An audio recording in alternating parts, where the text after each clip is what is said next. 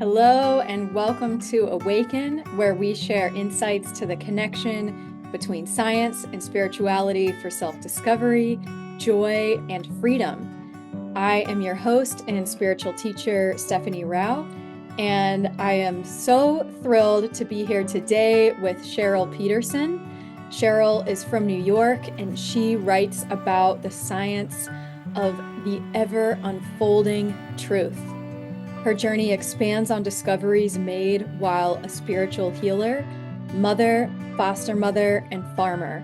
So she takes some deep spiritual truths and really embodies them into real life experience. So I'm so thrilled. Thank you for being here today, Cheryl. Oh, thank you for inviting me. Absolutely, absolutely.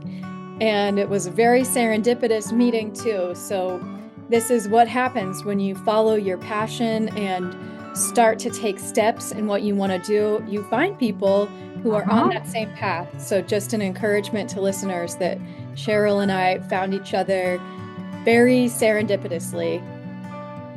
So Cheryl, tell us about your personal connection to integrating science and spirituality.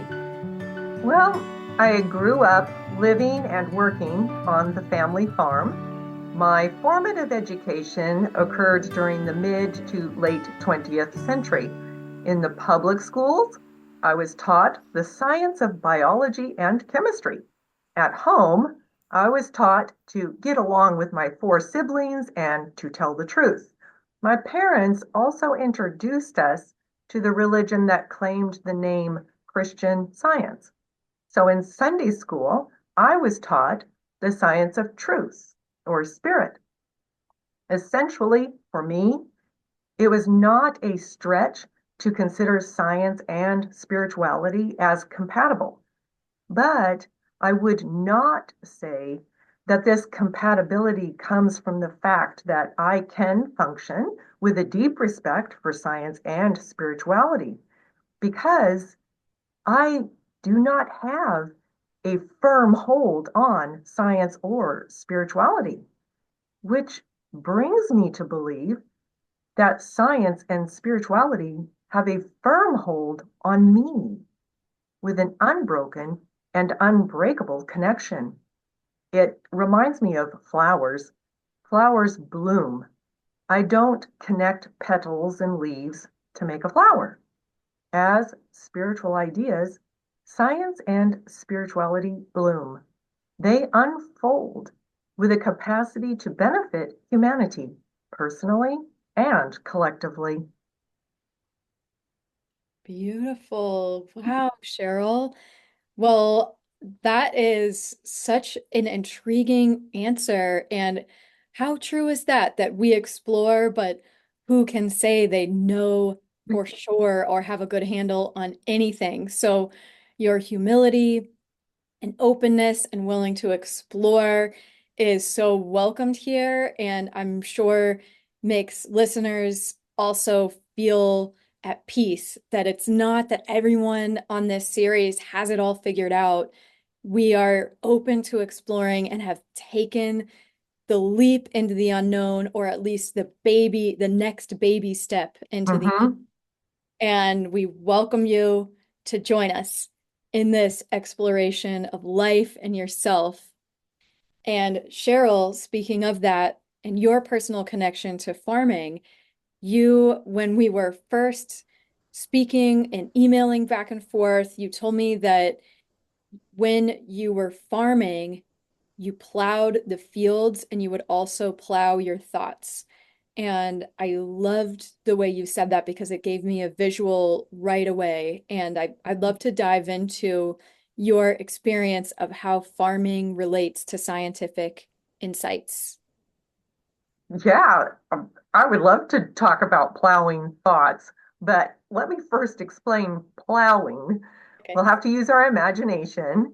Imagine a field of dirt, go underground and see that the dirt has layers. The top layer is crusty, hardened, making it difficult to accept rainwater or oxygen. The next layers down are compacted, nearly isolated from one another.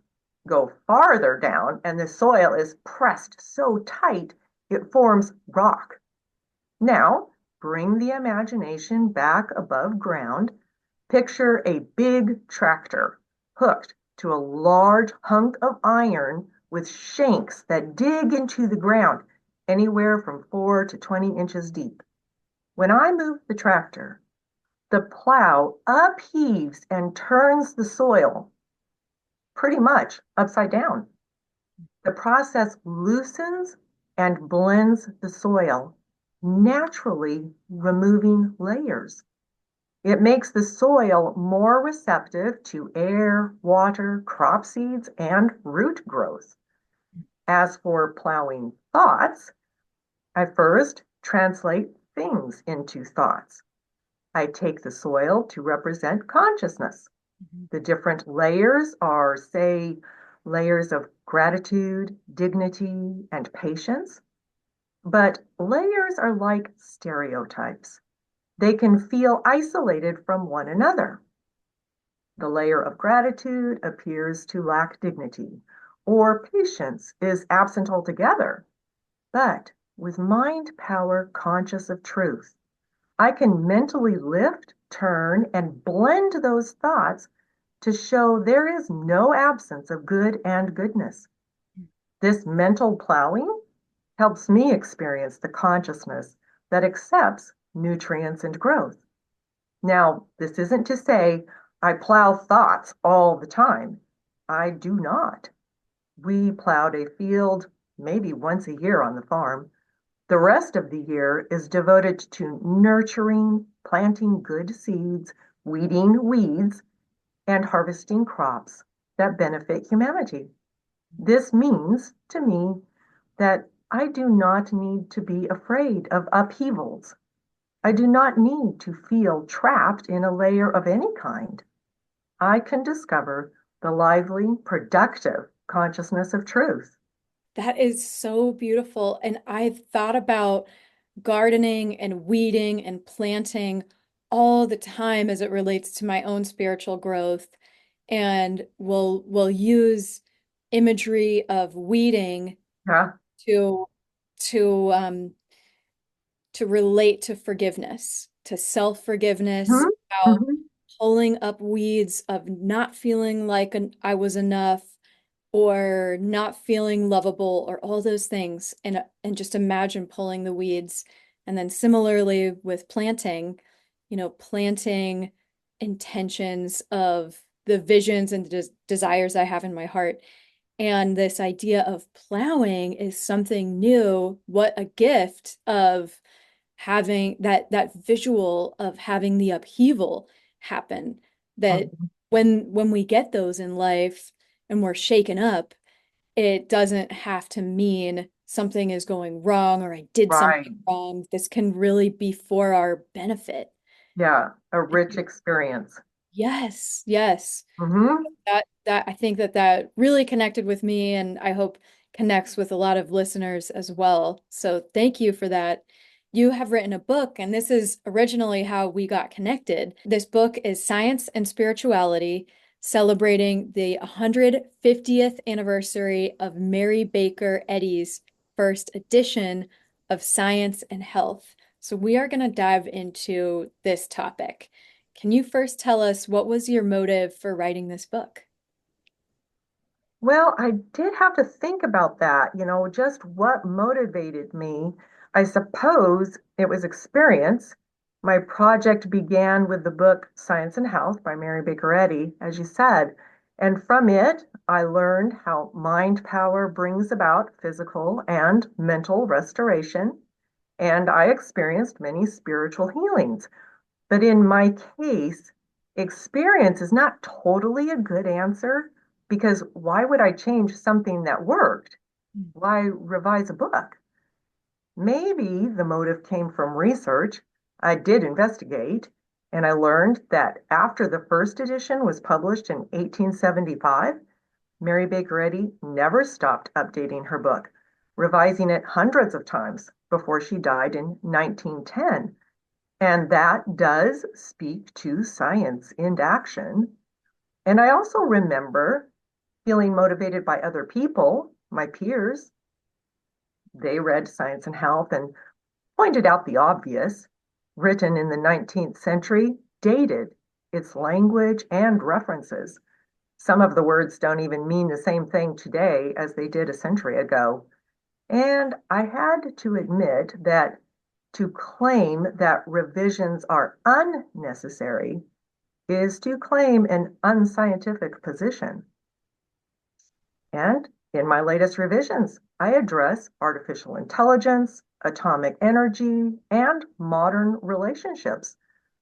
All this evidence together makes me think that scientific spirituality effectively guides us through the past, present, and future. So perhaps what motivates is timeless truth. Mm. Wow. So that is really juicy. Tell us more about this book. Tell us about the book. It's it was written for the public back in the day, and so it was able to look at science and religion because in the 19th century, more people were actually educated on the religious platform versus science because science was coming into its glory then. You know, colleges were starting to teach it more, giving credentials, but that's actually reversed in the 20th century. And so back then, the book was written for the entire public, but eventually a church was started. And you can tell in the later revisions that a theology developed. And so I did revise the last edition, which contains that theology in detail. But it occurred to me that the first edition still has value because it includes those of us who are like peeking into the door of science and spirituality and how they can benefit each other and how they work in thought. Mm. So what, for readers who are really interested and want to pick up this book, what sort of experience can they expect? The science and spirituality, this book, what they can expect is it's very brief. It's kind of funny because her book had, I think it was 100,000 words in it or something. This 20,000. And it made me laugh because I thought, and I even followed her structures on the chapter titles. But I thought, well, that is so indicative, though, of how many changes have taken place because we all can talk in 40 words or less. So, you know, it really, I really think truth talks to us past, present, and future. And this book, Science and Spirituality, is a great introduction to, you know, to being able to look at it and see how throughout time people have been seeking truth. Yeah. Hmm. And that's interesting that it's fewer words because we do see with social media Mhm. our attention spans and tolerance for how much time it takes or energy it takes to get through an idea has decreased, where it's like, tell me the point, get to the point quicker. So you have done that with this book. You've taken a more perhaps prosy, a more flowery rendition, and you have really shortened it in this next edition. But that's a good point that you made, though, about how it does, you know, our attention span has decreased, but we also can look at that our readiness has increased. Mm. Like you said, let's just get to the point. Yeah. And we can. Hmm. So it's kind of exciting. Great. Great. So can you walk us through an exercise that you like to do with yourself or with your peers for today's truth seekers? I can. And how about we just take 3 steps? Okay. Question, experiment, and smile. Mhm. As for question, start and end, though, with the same question. What is infinite truth? This question is a breakaway from asking, what's wrong with me now? Or how can I help the environment? Those are still good questions, necessary even, but they bring on questionable answers. That answer to, I could get the answer, well, just stop littering, Cheryl. But it's going to come with, oh, I can stop, but what about the people who keep littering? So by prioritizing the question with infinite truth, I find that truth is a guiding light and it covers our back. I can hear Cheryl pick up litter with love in your heart instead of self-righteousness. So just feels like truth is a reality. It's expressing its own lawfulness, grace, harmony, and health through us and all of creation. I know those words can sound like mumbo jumbo, especially to an anxious thought mind, but it doesn't prohibit experimentation. And we can experiment mentally and physically. My latest experiments include joining yoga classes, attending diverse religious services, interacting with other people interested in spirituality, and I started playing the violin. Now, I don't rely on any of these activities to save me, but when I treat them through truth and love, I feel saved, perhaps even enlightened. For example, when I practice violin, I can sound really screechy. It makes me want to quit, but I remember the truth of harmony and keep practicing. I realize even more so that harmony is true and indestructible. No matter how crummy I play the violin, harmony still exists. I cannot damage harmony. Taking this further, I realize that health is spiritual, indestructible, real. My personal emotions do not harm healthy spiritual emotions. So why not borrow emotions from joyous truth? And that makes me smile. Taking the third step. This smile reckons with a pure sense of health and humor. It keeps our thoughts loose and receptive. It kind of reminds me of children, or maybe I should say, it reminds me of being childlike, candid, uncomplicated. This attitude flows seamlessly through the steps of questioning, experimenting, and smiling. When I worked as a librarian in the children's department, this was a common occurrence. A kid walks in and says, where are the books on dinosaurs? Why do you have a band-aid on your finger? I had a boo-boo but used Paw Patrol band-aids and the boo-boo is gone. What is your favorite dinosaur? Mine is Stegosaurus. All this in contrast to the human mind that automatically make a conclusion without questioning, experimenting, and smiling. We all have some goodness. Even if the goodness is teeny tiny, that is the priority. It expands with more light, while badness may expand, but it will always implode on itself. Whereas goodness, spiritual awareness, and happiness are spiritual, born of truth and love. Happiness is all inclusive, and it cannot exist alone. Humanity shares it. Inhumanity tries to butt in. Human beings make mistakes. However, the science of truth successfully treats mistakes by premising thoughts and actions on the principle of scientific spirituality. It's the same in the science of mathematics. If I work from the standpoint that 2 plus 2 equals 5, more mistakes will happen. But to fix this and keep truth in the forefront, I do not try to fix the five. I understand better the principle of addition and get the correct numbers. 2 plus 2 equals 4. The principle of scientific spirituality works for us. It's practical.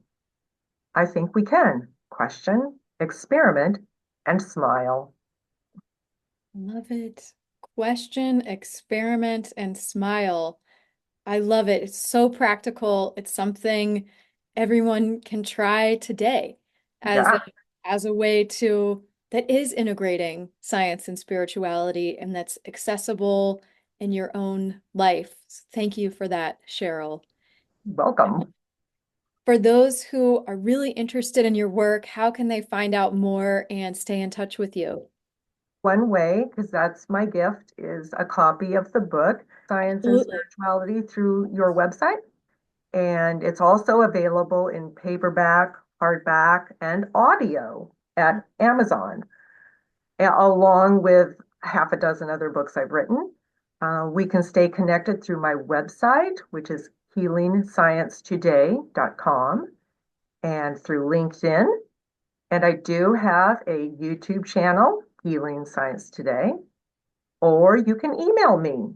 My email is the number 4, Cheryl Wrights, and that is CHERYLWRITES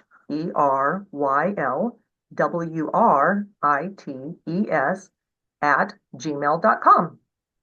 Fantastic. And what a generous gift. So check out that PDF of Cheryl's book where you're going to learn more practical ways of integrating this infinite truth that Cheryl is talking about.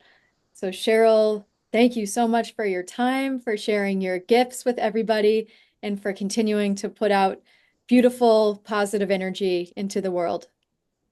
So you are welcome, and I thank you for doing the same thing and everyone else because I do feel it. Thank you for tuning in to this amazing interview as part of our Awaken series. I hope you found value. Check out the rest of the interviews on Awaken. Keep tuning in and please subscribe to Paradigm Expansions to stay in touch, where we are doing more events like this. And we are all about dropping in to your heart, to your true self, to really, truly love your life. Thank you for joining. See you on the next video.